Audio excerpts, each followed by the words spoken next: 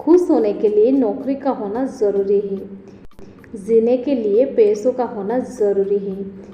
पढ़ने के लिए किताबों का होना ज़रूरी है। गाइस, इस प्रकार के सेंटेंसेस को हम हमारे डेली लाइफ में बहुत यूज़ करते हैं। सो आज के इस वीडियो में हम इन सेंटेंसेस को इंग्लिश में सीखेंगे।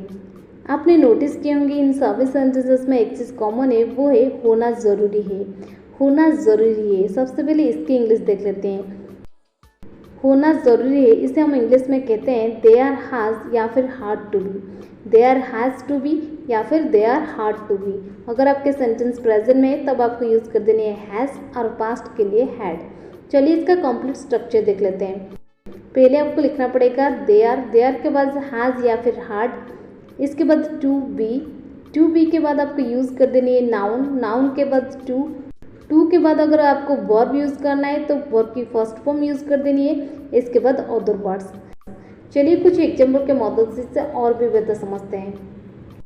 चाय बनाने के लिए दूध का होना ज़रूरी था। There had to be milk to make tea. There had to be milk to make T.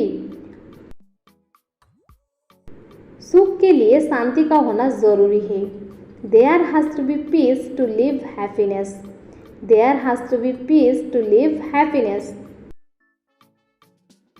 पढ़ने के लिए किताबों का होना ज़रूरी है। There has to be books to read. There has to be books to read.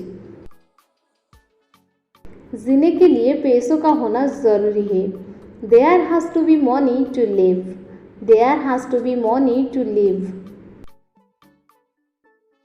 खुश होने के लिए नौकरी का होना ज़रूरी है। There has to be a job to be happy. There has to be a job to be happy.